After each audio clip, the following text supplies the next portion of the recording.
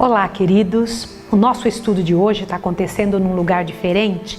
Nós temos aquela sala, a sala toda azul, que é onde nos comunicamos nesses estudos especiais com você.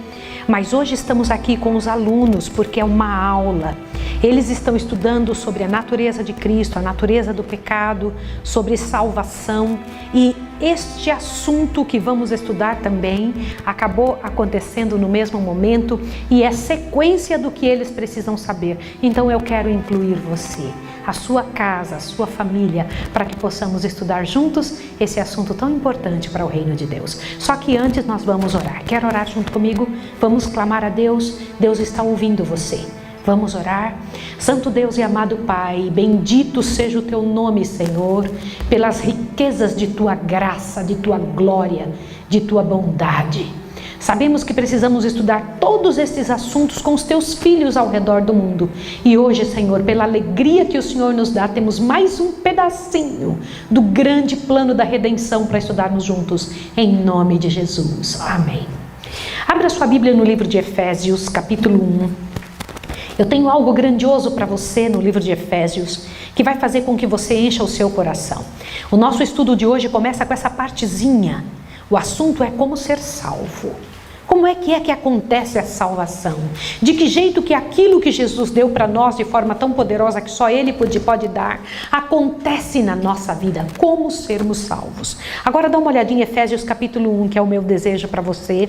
Efésios capítulo 1, do verso 16 em diante, diz assim: Não cesso de dar graças a Deus por vós, lembrando-me de vós nas minhas orações, para que o Deus de nosso Senhor Jesus Cristo, o Pai da glória, vos dê em seu conhecimento o espírito de sabedoria e de revelação. Quero ver você dizendo amém pela graça e poder de Deus. Oro também para que sejam iluminados os olhos do vosso entendimento, para que saibais qual seja a esperança da vocação e quais as riquezas da glória e de sua herança nos santos. Olha que coisa linda. Bendito seja o nome do Senhor. Continua. E qual a suprema grandeza do seu poder para conosco, os que cremos, segundo a operação da força do seu poder, que manifestou em Cristo, ressuscitando-o dentre os mortos e fazendo-o sentar-se à sua direita nos céus, acima de todo principado e autoridade e poder e domínio de todo nome que se nomeia, não só nesse século, mas também no vindouro.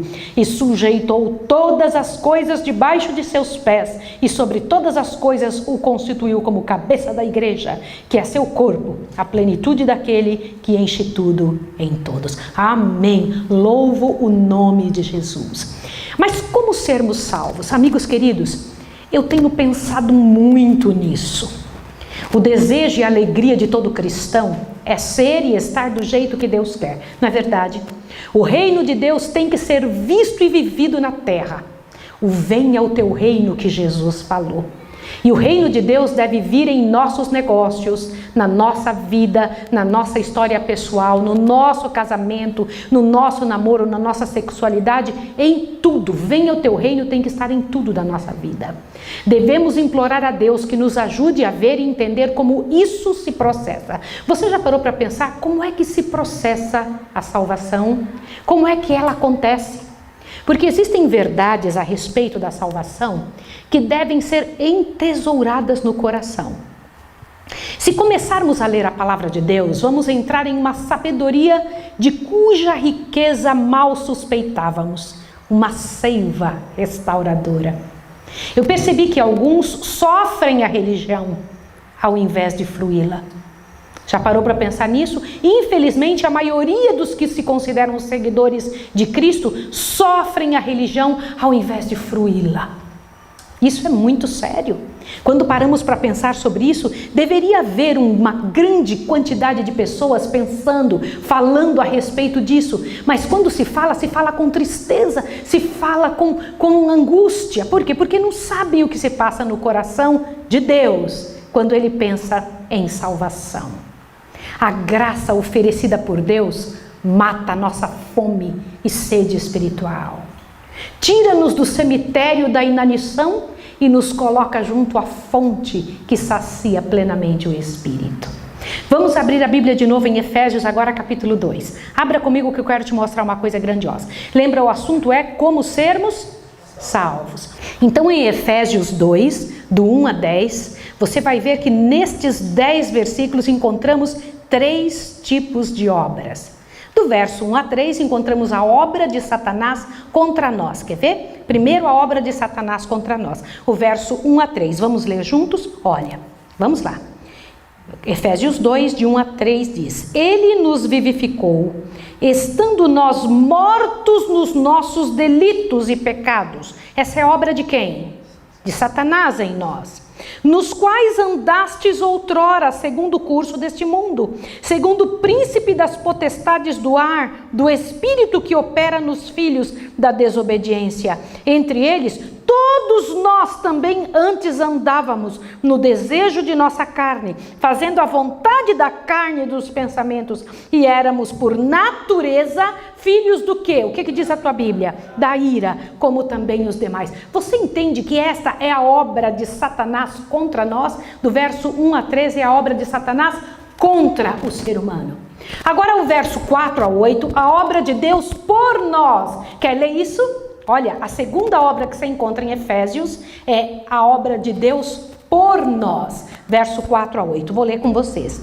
Mas Deus, que é riquíssimo em misericórdia, pelo seu muito amor que nos amou, estando nós ainda mortos em nossos delitos, nos vivificou juntamente com Cristo, pela graça sois salvos, e nos ressuscitou juntamente com Ele, e nos fez assentar nas regiões celestiais em Cristo, para mostrar nos séculos vindouros as abundantes riquezas da sua graça, pela sua benignidade para conosco em Cristo Jesus. Pois é pela graça que sois salvos, por meio da fé, e isto não vem de vós, é dom de Deus. Até aí é a obra de Deus, olha lá, por nós. Agora o verso 9 e 10 é a obra de Deus em nós. Há uma diferença da obra de Deus por nós e a obra de Deus em nós. Vamos ver o verso 9 e 10? Verso 9 e 10 é a obra de Deus em nós. Olha o que diz: não das obras para que ninguém se glorie, pois somos feituras suas, criados em Cristo Jesus para as boas obras, as quais Deus preparou para que andássemos nelas. Compreendeu? Presta atenção. Satanás trabalha contra nós, procurando nos manter mortos em nossas ofensas. Deus, porém, trabalha em nosso favor, oferecendo para cada um os méritos de Cristo, o qual foi derramado na cruz para nossa libertação. Quando pela fé nos méritos de Cristo aceitamos esta oferta graciosa, somos justificados. Isso está no verso 8. E então podemos afirmar: fomos salvos. Uma vez justificados, passamos a desfrutar as bênçãos da obra de Deus em nós, que é a santificação. E nesse estágio, a santificação, que abrange toda a nossa vida, somos salvos do poder do pecado. E então podemos afirmar: estamos sendo salvos.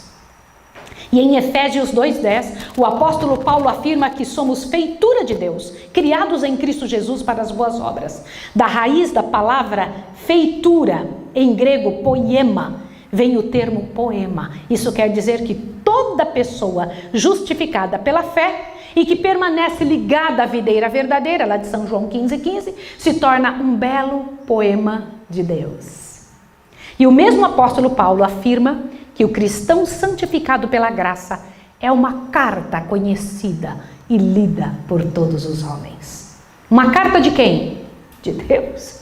Mas mesmo com o processo de santificação e sendo cartas de poemas de Deus pela graça, somente por ocasião da volta de Jesus, as pessoas santificadas passarão pela experiência da glorificação.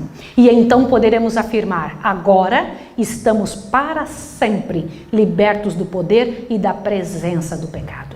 Por isso os teólogos ensinam que a salvação existe em 3 tempos. Passado, fui salvo. Presente, estou sendo salvo. Futuro, serei salvo pelo poder e presença. Olha bem. Serei salvo do poder e da presença do pecado. Tudo isso pela graça de Deus. que nos dá uma clara visão de 3 coisas indispensáveis: salvação, certeza e obediência. Alunos, escrevam isso: salvação, certeza e obediência. Prestem atenção. A salvação é uma obra já realizada por nós, em nosso favor e fora de nós, mas capaz de operar em nós a santificação, sem a qual ninguém verá a Deus, como está escrito em Hebreus 12:14. A fé que ouve é passiva, pois é a recepção da graça, ao passo que a fé que segue é ativa, pois vive a graça da graça. Mas a salvação oferecida pode ser aceita ou rejeitada. Eu quero que você abra Salmo 55, rapidinho, para que você leia comigo, vamos lá, para que você entenda melhor isso, para que você compreenda a responsabilidade desse texto. Salmo 55, por favor. Salmo 55, por favor, verso 6. Observa como é possível que o ser humano passe a desfrutar da alegria de um momento de pensar estar com Deus. Você já percebeu que a maior parte das pessoas não querem estar com Jesus? As pessoas, elas querem estar distante dele. Se fosse mesmo que as pessoas quisessem estar com ele, lotariam as igrejas assim como lotam os estádios de futebol. Lotariam as igrejas assim como lotam as casas de show. Às vezes tem uma multidão de gente na porta querendo entrar. Mas veja como Davi se sentia na frente da imagem ou da ideia de estar com Deus. Salmo 55, verso 6. Olha, é Davi falando. Eu disse, quem me dera asas como pomba, voaria e estaria em descanso. Fugiria para longe, pernoitaria no deserto. Apressar-me-ia ao meu refúgio, longe da fúria do vento e da tempestade. Aí ele está falando do momento de encontrar-se com Deus. Se ele pudesse, ele estaria em descanso. Possivelmente ao final de um belo dia. Aos poucos, a calmaria da tarde, a penumbra da noite está ali envolvendo Jerusalém. Os pássaros começam a se recolher em suas árvores preferidas. As pessoas estão voltando para suas casas, muitas vidas voltando para os afazeres dos arredores da cidade. E o rei Davi se deixa dominar pelo dom poético dele e ouve o estalar das asas de uma pomba. Ela levanta o voo, circula e direciona-se para o deserto, despedindo-se de mais um dia. Que sensação de liberdade ele vê naquelas asas. Que inveja da pomba, tão livre de tensões e preocupações. Ela é a paz voando. Ele deseja que aquelas asas sejam suas, que aquele voo seja competência sua, que aquela direção seja seu rumo, para longe das preocupações e tensões de um rei ainda cercado de inimigos e um reino ainda instável. E ele escreve, assim eu disse, quem me dera ter asas como de pomba, então voaria e estaria em descanso. Essa é a figura da salvação que encontramos em Cristo. Voamos para ele e entramos em seu descanso. Para trás ficam as preocupações da vida sem Deus. A sensação de liberdade que a graça nos dá é comparada ao voo. A mais perfeita figura de estarmos livres do chão deste mundo pecaminoso. Nós não temos asas de pomba, mas temos as asas da graça. Nelas deslizamos no firmamento dos justos, livres da culpa, do juízo, das acusações de Satanás. A paz de Deus domina a nossa vida ao compreendermos sua salvação por nós e em nós. Ao sentir a certeza de sua aceitação, desejar o prazer da obediência. Você ouviu o que eu disse? Você percebeu? Se nós conhecermos mesmo o Senhor, se nós percebermos mesmo quem é Deus, nós sentiremos o prazer da obediência. Salvação, certeza, obediência. Essas 3 expressões são interdependentes. Uma está ligada à outra. A salvação só pode ser desfrutada na certeza dela. E é nisso que leva a obediência. Uma obediência prazerosa. Salvação sem certeza é angústia. Salvação sem obediência é presunção. Obediência sem certeza é legalismo. Deus quer que o cristão seguro de sua salvação e tendo prazer na obediência. Um cristão assim dificilmente abandona Cristo e se torna a luz do mundo. E como Jesus declarou que seria todo aquele que permanece nele. Abra sua Bíblia em Isaías 43:1. Observe como Jesus expressou que seria aquele que permanece nele. Abra sua Bíblia no livro de Isaías 43. Dá uma olhadinha o que Jesus disse que aconteceria com quem permanece nele. Gente, se Deus disse isso, olha que coisa interessante. Se o próprio Jesus disse, por que isso não nos acontece? Isaías 43:1 diz assim: mas agora assim diz o Senhor, que te criou, ó Jacó, e que te formou, ó Israel, não temas, porque eu te remi. Chamei-te pelo teu nome, tu és meu. Você se sente do Senhor? Você se sente sem temor? Ou você se sente angustiado todo o tempo, com o coração pesado, com aquela expressão de dureza, pensando que Deus é ruim? Nunca devemos duvidar de sua palavra dirigida aos que se entregam, aos que entregam sua vida a Ele. Não temas, porque eu te remi. Chamei-te pelo teu nome, tu és meu. Isto é certeza de salvação. Também precisamos estar atentos ao que este mesmo Deus fala em São João 10:27. Abre lá, corre em São João 10:27, para que você encha seu coração ao perceber essa parte tão gloriosa do que Deus quer que nós entendamos. São João 10, olha só, é muito bonito isso daqui. São João 10:27. Perceba, eu queria que você com um caderno estivesse marcando os detalhes, como os alunos estão marcando aqui, para que você possa digerir isso melhor. São João 10:27, achou? Olha o que diz aqui, eu vou ler para você. As minhas ovelhas ouvem a minha voz. Olha que interessante. Eu as conheço e elas me seguem. Isso é prazer em obedecer. Com isso nós concluímos que é coerência entre fé e obras. A fé nos leva a ouvir, a fé nos faz segui-lo. A fé que ouve é passiva, lembra que eu falei isso para você já? Pois é a recepção da graça. A fé que segue é ativa, pois vive a graça e na graça. Encontrar com Cristo e entregar-lhe a vida significa descobrir o propósito da existência inteira. A sua existência só vai ter sentido quando você entregar de verdade para o Senhor. É o começo de uma caminhada pela estrada da obediência segura e prazerosa. Em todo o percurso somos guiados em certeza, clareza, segurança, condições fundamentais para a nossa felicidade. Nenhuma pessoa é feliz, angustiado, triste, sofrendo. Você acha que foi para isso que Deus salvou você? Graça, irmãos, graça. Para você que não está familiarizado com esse termo, muito falado no cristianismo, mas nem sempre muito bem compreendido, eu preciso dizer o que significa o favor de Deus para conosco. Favor este que não merecemos, nem solicitamos. Portanto, graça é fruto de seu indescritível amor. É o dom do Pai Celeste. Abra sua Bíblia em Efésios 2:8, que foi o que nós lemos. Vai lá correndo em Efésios. Eu amo o livro de Efésios. Efésios capítulo 2. Ele traz aliás, o capítulo 2 de Efésios começa salvação pela graça. Viu isso? Corre lá, por favor, e veja o verso 8. Pois é pela graça que sois salvos. E isto não vem de vós, é dom de quem? É de Deus.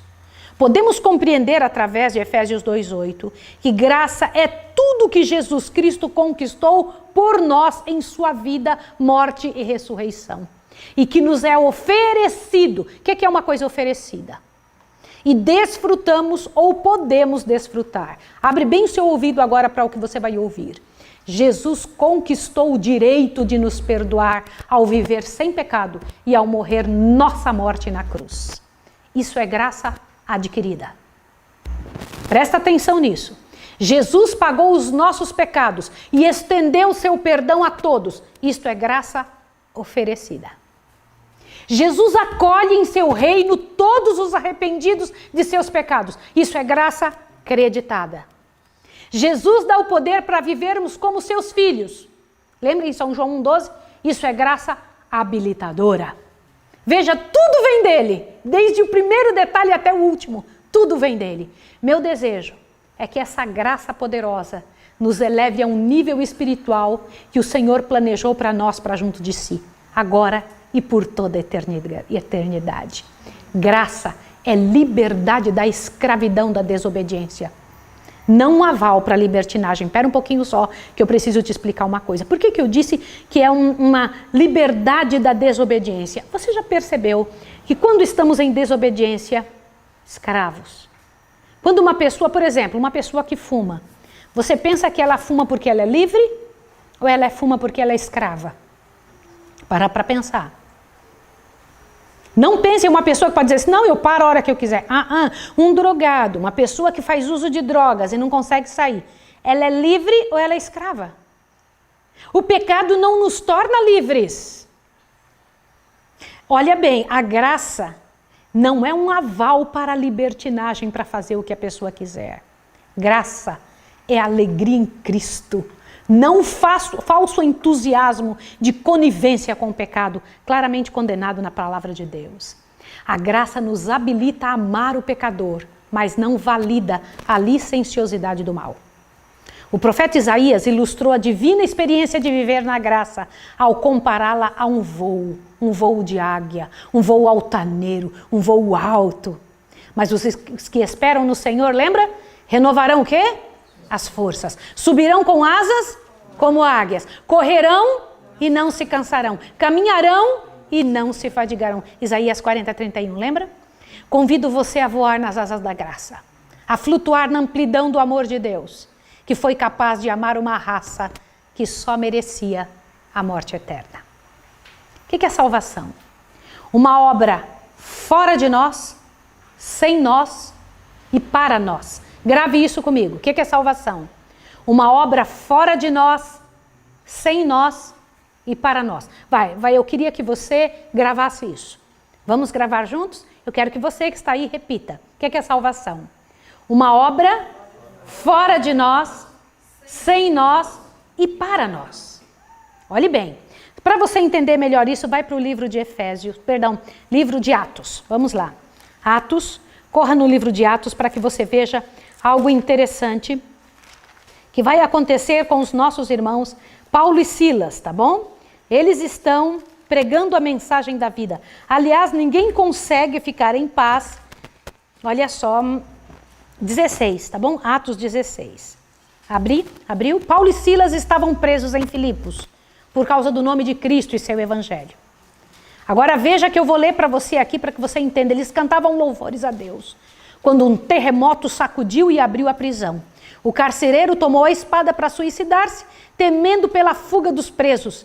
E as inevitáveis consequências na vida com certeza o carcereiro seria morto ao certo. Foi quando Paulo acalmou, dizendo que todos estavam ali. Quer ver?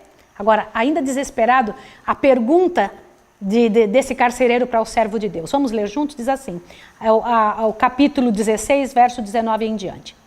Vendo os senhores da jovem que a esperança de seu lucro estava perdida, prenderam a Paulo e Silas e os levaram à praça, à presença dos magistrados. Apresentando-os aos magistrados, disseram: estes homens, sendo judeus, perturbam a nossa cidade e nos pregam costumes que não nos é lícito receber nem praticar, visto que somos romanos. A multidão levantou-se unida contra eles, e os magistrados, rasgando-lhes as vestes, mandaram açoitá-los com varas. Havendo-lhes dado muitos açoites, lançaram-nos na prisão, mandando ao carcereiro que os guardasse com segurança. Ele, tendo recebido tal ordem, lançou-os no cárcere interior e lhes segurou os pés no tronco. Perto da meia-noite, Paulo e Silas oravam e cantavam hinos a Deus, e outros presos os escutavam. De repente, sobreveio um terremoto tão grande que os alicerces do cárcere se moveram, abrindo-se todas as portas e foram soltos os grilhões de todos. Espera um pouquinho. Eu quero comentar uma coisa com você. Então, Paulo e Silas foram presos não por merecer. É possível que cristãos do Senhor sejam presos sem merecer? Sim, pode acreditar. É possível que apanhem? Sim. É possível que sofram de maneira terrível injustiças muito grandes nessa terra? Sim. Aí Paulo e Silas foram presos no interior do cárcere, amarrado o tornozelo dentro da cadeia, lá embaixo onde eles foram lançados, foi num cárcere interior. E lá dentro eles começaram a se lamentar, não foi isso? Fizeram um bico, ficaram chateados, ficaram com cara feia. Foi isso que aconteceu? Não? O que eles fizeram? Observa aqui, olha, o verso 25. Perto da meia-noite, Paulo e Silas oravam e cantavam hinos. E quem é que ouvia? E os outros presos os escutavam. Perto da meia-noite, homens orando e cantando hinos. Que interessante. Nenhuma lágrima, nenhuma chateação. Não se sentiam injustiçados. Não se sentiam roubados de seus direitos. Mas continua vendo, ó. De repente sobreveio um terremoto. Porque quando isso acontece, não foram somente os presos que estavam ouvindo. Quem também estava ouvindo os mesmos hinos? O céu. Um anjo vem descendo em direção àquele local, por causa do tipo de situação, a maneira como estes homens, olha que interessante que eu vou te falar, a maneira como estes homens se comportaram frente à dor. Isso me faz pensar muito.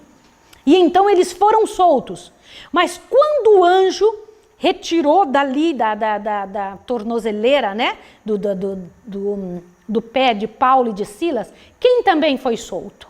Presta atenção aqui, olha só, verso 26. De repente sobreveio um terremoto tão grande que os alicerces do cárcere se moveram, abrindo-se todas as portas e foram soltos os grilhões de quantos? De todos.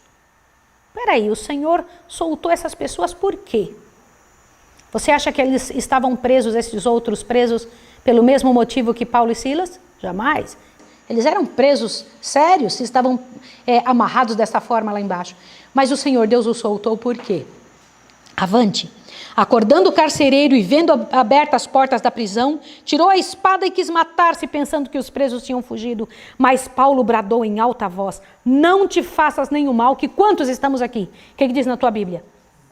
Todos estamos aqui. Por que nenhum deles fugiu? Se você estivesse numa cadeia, preso injustamente, e as portas se abrissem, você faria o quê? E por que Paulo e Silas não fugiram? Você consegue entender o que é esperança em Deus? Confiança nele? E por que os outros presos, que não tinham a mesma experiência que Paulo e Silas, não fugiram? Isso me faz pensar muito, qual seria a minha atitude? E então o carcereiro quis se matar, falando: olha, agora acabou a minha vida, porque estes homens, sendo soltos, eu estou em problemas. E então alguém toma a dianteira e resolve a situação. Olha o que aconteceu. Verso 28. Mas Paulo bradou em alta voz: não te faças nenhum mal, que todos estamos aqui. O carcereiro pediu luz, saltou dentro e todo trêmulo prostrou-se diante de Paulo e Silas. O carcereiro sabia de onde estava vindo a razão daquilo tudo. E ele faz uma pergunta muito séria. Note que ele expressa a mentalidade pagã no versículo 30. Observe aqui, olha bem. Então tirou-os para fora, dizendo: senhores, o que é necessário que eu faça para me salvar? Pergunta pagã. Pergunta de um pagão, não pergunta de um cristão. Você entendeu isso? Mentalidade pagã, isso é. Ele quer fazer alguma coisa para merecer o favor de Deus. Pois no paganismo é assim. O pecador oferece o sacrifício para acalmar o seu Deus. O pecador realiza a obra para merecer o agrado de seu Deus. E Paulo e Silas responderam. Dá uma olhada no verso 31. Leia aí, ó. Essa é uma resposta cristã. Verso 31. Crê no Senhor Jesus Cristo e será salvo quem? Tu e tua casa. Os apóstolos expressam a mentalidade cristã. Porque no cristianismo é assim. Deus ofereceu o sacrifício para alcançar o homem. Deus fez a obra para acalmar o homem. Entende a diferença? Lemos sobre isso em Levíticos 17:11. Eu faço questão, vai lá, Levítico 17:11. Corre lá para mim. Corre, observa como Deus é, que Deus cuidadoso, que Deus misericordioso. Lá no Antigo Testamento, veja que Deus sempre quis, sempre foi a desejo de Deus resolver as situações dos homens. Levítico 17, achou? Levítico 17, 11, olha que coisa interessante. Abriu, olha só. Levítico 17, 11. Eu quero que você veja isso comigo, eu vou ler. Diz assim: pois a vida da carne está no sangue, pelo que eu vou-lo tenho dado para fazer expiação pelas vossas vidas sobre o altar. É o sangue que faz a expiação pela vida. Peraí. Quem que ele disse que estava dando o sacrifício? Quero comentar uma coisa com você. Aqueles sacrifícios sobre o altar eram providos por Deus, pois Ele é o autor da vida. Até o sacrifício era Deus que dava. Eram representações, figuras do futuro Salvador, o Filho de Deus, que daria vida por nós. Essa é a visão cristã da salvação. Ela é uma providência de Deus, uma iniciativa de Deus, um ato de Deus, uma oferenda de Deus. Essa é a teologia do Velho Testamento e do Novo.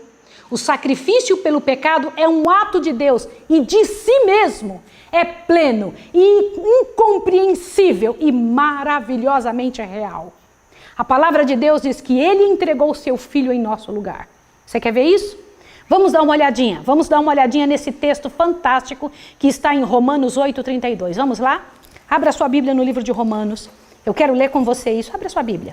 Você vai gostar. Veja se isso não é a ideia de um Deus eterno, um Deus que trabalha por nós. Romanos 8, verso 32. Você tem que guardar isso, que seu coração fique movido. Romanos 8, verso 32, traz essa informação, olha, presta atenção.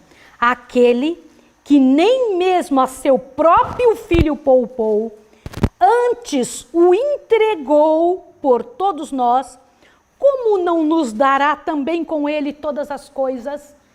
Essa imagem de Deus se doando ajudou muito na compreensão de seu amor, ao ser o cristianismo pregado no mundo pagão, já que estavam eles lá tão acostumados com divindades iradas, que exigiam sacrifício e nada ofereciam. Já parou para pensar que nós somos o único povo que podemos chamar o nosso Deus de Pai? Que podemos dizer que o nosso Deus veio e morreu por nós, que tomou o nosso lugar? E bem sintetizou João, quando diz que Deus é... 1 João 4,8 diz o quê? Deus é amor. O sacrifício de Jesus fazia parte dos desígnios de Deus, sendo este entregue pelo determinado desígnio e presciência de Deus. Vós o matastes, crucificando-o por mãos iníquas. Quer ver isso? Atos 2:23. Dá uma olhadinha, vai lá em Atos. Veja que tudo isso fazia parte. Atos 2, pode pegar. Pega lá para que você entenda. Atos 2. Olha que coisa incrível. Não é só Deus que entregou o Filho, Jesus também se entregou. Atos 2, verso 23, vamos dar uma lidinha. Olha só, eu vou ler com você. Este homem vos foi entregue pelo determinado conselho e presciência de quem?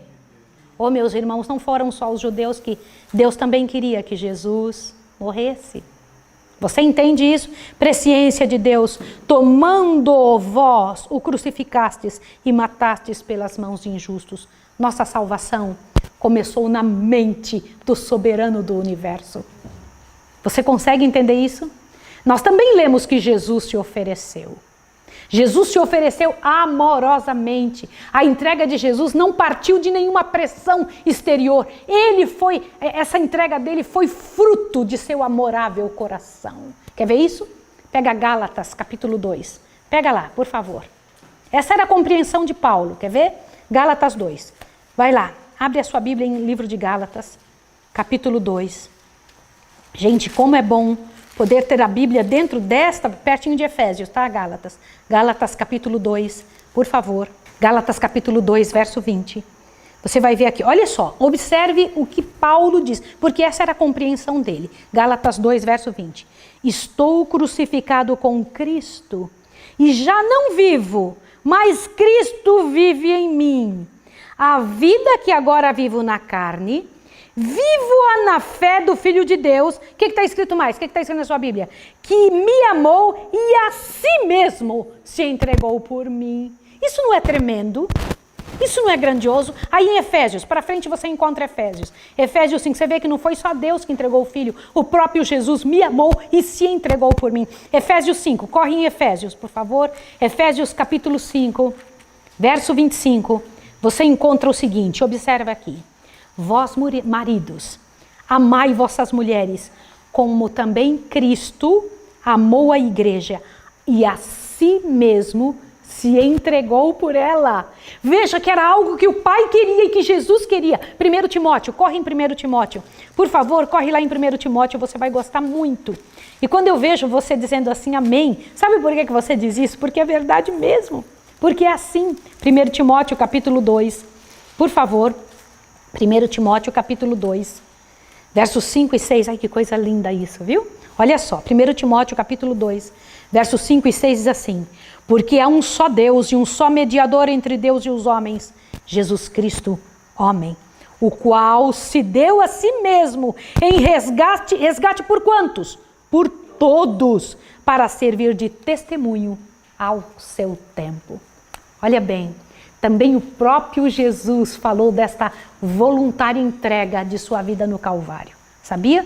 Ele disse, não, ele não foi compungido, ele não foi mandado, ninguém pediu, ninguém insistiu com Jesus. Veja, lá vai em São João 10. Ninguém incomodou Jesus, ele não se sentia pressionado por nada. Ele nem o Pai. São João 10, vai lá. São João 10, verso 11, eu vou ler. Eu sou o bom pastor. O bom pastor, o que diz aí? Dá a vida pelas ovelhas. Agora o verso 17.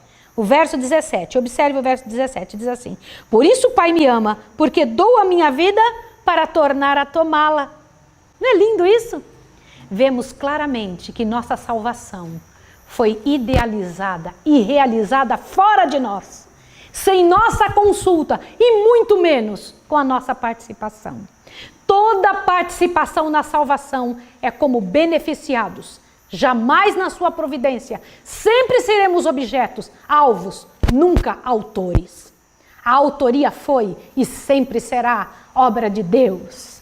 A Ele toda a glória e louvores desde agora e por toda a eternidade.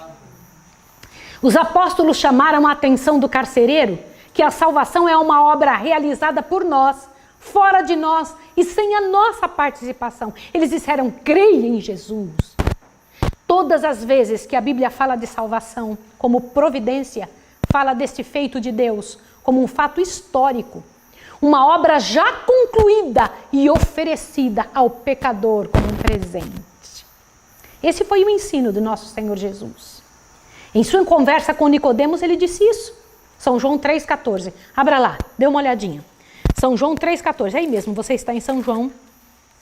São João 3,14, ele estava conversando com Nicodemos, o verso 14, ele diz assim: assim como Moisés levantou a serpente no deserto, da mesma forma importa que o sábado seja levantado. É isso que está escrito? Não. O que está escrito? Eu vou ler de novo. Assim como Moisés levantou a serpente no deserto, da mesma forma importa que os cultos sejam levantados. Nele, ele falou isso? Não, tá bom, eu vou ler de novo que eu estou errando.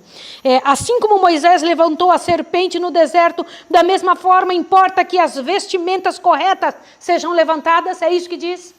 Não também? Então vamos ler isso do jeito certo, do único jeito que funciona. Assim como Moisés levantou a serpente no deserto, da mesma forma importa que o Filho do Homem seja levantado. Veja que ele falava de uma obra que se realizaria por Nicodemos, fora de Nicodemos, sem a participação de Nicodemos. E no verso 17, ele disse que viera para salvar e não condenar. Dá uma olhadinha no verso 17. Porque Deus enviou seu Filho ao mundo, não para que condenasse o mundo, mas para que o mundo fosse salvo por ele. Satanás odeia que o ser humano compreenda o verso 17. Pois esse verso encerra uma das mais libertadoras verdades. Deus não está envolvido em condenação, só em salvação. Nosso Deus não condena, Ele só salva. A Ele toda a glória por isso, irmãos. É o diabo que coloca na mente das pessoas a imagem de um Deus sedento por condenar. Quando o Evangelho, boas notícias, diz que Ele é desejoso de salvar. Melhor de tornar conhecida a sua salvação já providenciada na vida, morte e ressurreição de seu Filho. Bem, mas você pode me perguntar assim, mas Maísa, se Deus não condena, por que muitos serão condenados? A resposta está no verso 18 e 19. Leia aí, ó. Dá uma olhada. do mês, capítulo 3, verso 18 e 19. Diz assim: quem nele crê não é condenado. Mas quem não crê já está condenado, pois não crê no nome do unigênito Filho de Deus. E a condenação é esta. A conclusão é óbvia. Olha só, presta atenção. A conclusão é esta: a luz veio ao mundo e os homens amaram mais as trevas do que a luz, porque as obras deles eram más. Irmãos, por que eu estou falando que a conclusão é óbvia? Condenação é a situação natural do homem sem Deus. Ela resulta do pecado. Por isso Deus não é responsável pela condenação. É o diabo que faz você pensar que Deus é responsável pela situação que ele criou. Ele é o autor da condenação, porque ele é o autor do pecado. Entendeu? Jesus disse que sua missão foi buscar e salvar o que se havia perdido. Lucas 19:10. Fica então definido quem é quem quando se expõe a condenação e salvação. Salvação foi providenciada, mas nem todos aceitam, preferem as trevas. Ou seja, os condenados, olha bem o que eu vou te falar agora. Os condenados não serão condenados basicamente por serem pecadores. O quê? É isso mesmo que você ouviu. Os condenados não serão condenados basicamente por serem pecadores, mas porque recusam aceitar a salvação que desceu até eles. Optam por permanecer na posição de condenação. Compreende? Por isso, salvação ou condenação não resultam fundamentalmente do que fazemos ou deixamos de fazer, seja bom ou seja ruim, mas do que fazemos com a salvação que Deus conquistou para nós em Cristo. Esse, como veremos mais na frente um pouquinho, é o maior pecado. Qual é o maior pecado? Dizer não a Jesus e sua graça. Vamos simplificar essa compreensão? Vamos resumir? Quando o pecador rejeita a salvação provida por Deus, o resultado é a condenação. Quando o pecador aceita o sacrifício de Cristo feito por nós, o resultado é salvação. O fim da inteligência é tomar posse da salvação. Agora vamos resumir. A salvação é uma obra já realizada por nós, estou falando a nosso favor, fora de nós, e não participamos dessa providência. Só somos beneficiados dela. Salvação se aceita, não se produz. Ninguém comoveu Deus a assumir nossa culpa. Ele o fez por amor. Deus não condena, Ele só salva. Ele não está envolvido com condenação, só com salvação. Salvação é aceitar o oferecimento da graça. Entendeu isso? Eu quero convidar você para que você também aceite. Quer aceitar? Sabe qual é o maior pecado? Não aceitar a aceitação. Você foi aceito. O Senhor o aceitou no amado. Quando você toma o nome de Jesus, você é aceito no amado. Pegue esse estudo de hoje, ouça uma vez, 2, 3, 10, até ele gravar nas tuas veias. Até que você tenha certeza que aquilo que Jesus fez valeu e tomou efeito e tomou a sua vida. Eu quero orar com você agora. Vamos orar? Eu quero te convidar para ajoelhar comigo. Você aceita? Vamos ajoelhar diante de Deus. Vamos orar ao Senhor. Que o Senhor Deus, na sua misericordiosa bênção e bondade, possa nos ouvir agora. Nós não precisamos convencer Deus a nos ouvir. O Senhor quer ouvir seus filhos. Eu vou me ajoelhar agora. Vamos lá. Santo Deus e amado Pai, obrigada, Senhor, pela salvação realizada em nosso favor, fora de nós e sem nossa participação. Obrigada porque não participamos da salvação, porque se participássemos dela, estragaríamos a salvação. Eu te peço em nome de Jesus que nos ajude, que trabalhe conosco, que realize a tua obra de redenção em nossa vida, que ajuda-nos a entender, abra os olhos do nosso entendimento, Senhor. Ajuda-nos a compreender a seriedade disso, a graça de forma tão poderosa, tão grandiosa, e que possamos estudar de forma mais profunda, Senhor, as coisas vindas da tua mão. Em nome de Jesus. Amém, Senhor. Amém. Que Deus abençoe você e te encha de bênçãos, e até o próximo estudo.